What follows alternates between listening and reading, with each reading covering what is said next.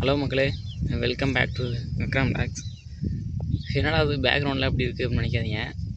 வயலில் ஒரு சின்ன வேலை, வீடியோ எடுக்கிறதுக்கு நேரமும் இல்லை, நேரம் இருக்குது, எடுக்கிறதுக்கான சூழ்நிலைகள் அமைய மாட்டேங்குது. ஸோ அதனால தான் வீடியோவும் ரெகுலராக வந்து என்னால் போட முடியல. இப்போ பொதுவாக நம்ம ஒரு விஷயம் செய்கிறோம் அப்படின்னா ஏதாச்சும் ஒரு தடங்கள் இருக்கும், கண்டிப்பாக இருக்கும். அதெல்லாம் கடந்து தான் வந்து ஆகணும். டெய்லியும் வந்து வீட்டில் இருந்துக்கிட்டு நம்ம முன்னேறிடுவோம் அப்படின்னு நினச்சா கண்டிப்பாக முடியாது. கிட்டத்தட்ட வந்து ரொம்ப நாளாக வந்து வீடியோ போடணும்னு நினச்சிக்கிட்டு தான் இருக்கேன், ஆனால் வீடியோ போடலை. ஸோ அதுக்கான காரணமும் நான் தான். அதுக்காண்டி நான் யாரையும் குறை சொல்ல போகிறதும் கிடையாது, எதுவும் இல்லை.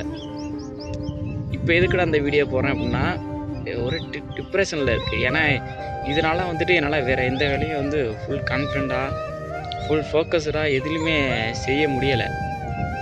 இப்போ நான் ஏதாச்சும் இப்போ வந்து சாப்பிட்டேன்னா கூட எனக்கு வந்து உண்மையிலேயே வந்து இந்த யூடியூப் அப்படிங்கிறது வந்து உண்மையிலேயே எனக்கு ஒரு போதை மாரி ஆகிடுச்சு. உண்மையாகவே போதை மாரி ஆகிடுச்சுன்னா, யூடியூப் சேனல் இல்லாமல் என்னால் இருக்க முடியாத நிலைமைக்கு உண்மையிலேயே நானே தள்ளப்பட்டேன் அப்படின்னு தான் நான் நினைக்கிறேன். என்னால் உணர முடியுது. ஏன்னா அடிக்கடி பார்த்திங்கன்னா யூடியூப் சேனலில் வந்து ஒய் ஸ்டுடியோ அப்படின்னு இருக்கும், அதுதான் அடிக்கடி செக் பண்ணிகிட்டு இருப்பேன் எல்லா சேனல்லையும் உள்ளே போய்ட்டு. அந்தளவுக்கு என்னையே அறியாமல் நான் வந்து யூடியூப்பில் வந்துட்டு ரொம்பவே மூழ்கிட்டேன் அப்படின்னு என்னால் உண்மையாகவே தெரியுது. ஒரு மனுஷன் வந்து சராசரியாக வந்து ஒரு 10 நிமிஷம் கூட மொபைல் பார்க்காம இருக்கணும். ஆனால் நான் அப்படி இல்லை. மொபைல் காலைல எழுந்திரிச்சோன்னே மொபைல் பார்க்குறேன். அந்தளவுக்கு வந்துட்டு மொபைல் பார்க்குறேன்னா நான் மற்றதெல்லாம் வந்து பார்க்கல. ஒய் ஸ்டுடியோன்னு ஒன்று இருக்குது, வியூஸ் எவ்வளோ ஓடுது அதெல்லாம் பார்க்குறது, அதெல்லாம் பார்த்துட்டு இருப்பேன். அந்தளவுக்கு வந்துட்டு எனக்கு வந்து யூடியூப் அப்படிங்கிறது ஒரு வெறி அப்படிங்கிறதோட யூடியூப் ஒரு போதை மாதிரி உண்மையிலேயே எனக்கு ஆகிடுச்சு. இப்போ நான் யோசிச்சுட்டு அந்த இடத்துல நான் உட்காந்துருந்தேன்.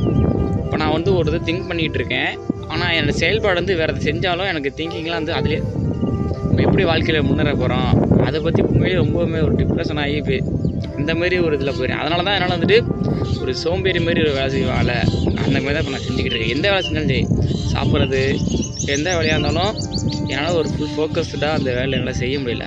அந்த அளவுக்கு என் மைண்டும் சரி மனசும் சரி யூடியூப் சேனல் அதில் தான் இருக்கணும் அப்படின்னு ஒரு இது போயிடுச்சு. அதனால தான் பார்த்திங்கன்னா வேறு எந்த வேலையுமே என்னால் ஃபோக்கஸ்டாகவே செய்ய முடியல. இப்போ கூட நான் என்ன பேசுகிறேன், என்ன பண்ணிகிட்டு இருக்கேன், ஒரு வெறியாகி தான் அந்த வீடியோ தான் எடுத்துக்கிட்டு இருக்கேன். ஆமாம், உண்மையாகவே நான் ஏன்னா அது வீடியோவே போட முடியலையே அப்படின்னு இப்போ தான் புரியுது. ஒரு மிடில் கிளாஸில் இருக்க ஒரு பையன் வந்து ஒரு பெரிய ஆளாக வந்து எவ்வளோ பெரிய கஷ்டம்னு வந்துட்டு நம்ம ஈஸியாக ஒரு இன்டர்வியூவில் ஒரு வீடியோவில் பார்த்து தான் தெரிஞ்சுக்குவோம். ஆனால் அதுலேருந்து உண்மையிலே ஒருத்தன் வரான் பாரு, அப்போ தான் அவனுக்கு தெரியும் அவன் எவ்வளோ ஒரு ஸ்ட்ரகிளை வந்து ஃபேஸ் பண்ணியிருப்பான் அப்படின்னு. எனக்கு புரியுது, நல்லா புரியுது, எவ்வளோ பெரிய ஸ்ட்ரகிளை ஃபேஸ் பண்ணி தான் வரணும் அப்படின்னு புரியுது. மாற்றம் என்னலேருந்து ஆரம்பித்தான்னா என்கிட்டருந்து மாற்றம் வரணும். ஸோ அப்போ தான் நான் வந்து புதுசாக ஒன்று ஏதாச்சும் பண்ண முடியும். என்னால் வேலைக்கு போக முடியும் அப்படி இல்லை, வேலைக்கு போகலாம் அப்படிங்கிறதோட எனக்கு வந்துட்டு நம்ம பிடிச்சதை செய்யணும் அப்படின்னு ஒன்று இருக்கும்ல, அந்த மாதிரி ஆயிடுச்சு. இது பிடிச்சது அப்படிங்கிறதோட இது ஒரு வெறியாகவே மாறிடுச்சு நமக்கு. இதை விட்டு வேறு எதுவுமே என்னால் யோசிக்க முடியல, திங்க் பண்ண தெரியலை. எப்படி இது இல்லாமல் நம்மளால் இருக்க முடியாத நிலைமைக்கு உண்மையிலேயே நான் தள்ளப்பட்டிருக்கேன். ஸோ இந்த வீடியோ வந்து எதுக்கு எடுக்கிறேன்னு கூட தெரியல. சும்மா இந்த சேனலில் வீடியோ போடலையே, என்னடா பண்ணிக்கிட்டு இருக்கோம் நம்ம அப்படின்னு ஒரு திங்கிங் யோசித்தா மட்டும் பார்த்தா செயல்படணும். செயல்படுறேனான்னு கேட்டிங்கன்னா கண்டிப்பாக இல்லை. எதை நோக்கி போயிட்டுருக்குன்னு தெரில. ஆனால் ஒன்று கரெக்டாக நான் ஒன்றே என் மைண்டில் ஸ்ட்ரைக் ஆகிட்டே இருக்குது. என்னென்னா, என்ன நடந்தாலும் சரி ஜெயிக்கவே நான் விட மாட்டேன். முடியும், என்னால் முடியும் அப்படின்னு எனக்கு நம்பிக்கை இருக்குது. ஆனால் உண்மையாக ஜெயிக்க வரையும் நான் விட மாட்டேன். ஒன்றுமே இல்லை, நான் ஒரு வருஷம் கஷ்டப்பட்டேன்னா அடுத்த 40 வருஷம் நான் ராஜா அப்படிங்கிறதோட எனக்கு வந்து நிறையா வந்து மைண்டில் நிறையா ஓடிக்கிட்டு இருக்கு அப்படின்னா, நிறையா வந்து ஐடியாஸ் என்கிட்ட நிறையா இருக்குது. அதை எக்ஸ்போர்ட் பண்ணி கரெக்டாக வந்து என்னால் செயல்படுத்த முடியலை. என்ன காரணம் அப்படின்னு சரியாக சொல்ல தெரியல.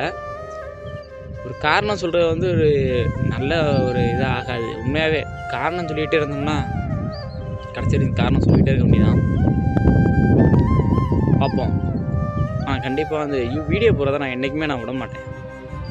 எனக்கு பிடிச்ச விஷயம் ஒன்று, ஆனால் ஃபுல் எஃபெக்டடாக நான் வீடியோ போடலை அப்படின்னு எனக்கு தெரியுது. ஃபுல்லாக எஃபெக்டடாக எடுத்து நான் போட்டேன் அப்படின்னா கண்டிப்பாக சேஞ்ச் ஆகும். லைஃப்பும் சரி, யூடியூப் சேனலும் சரி. பார்ப்போம்.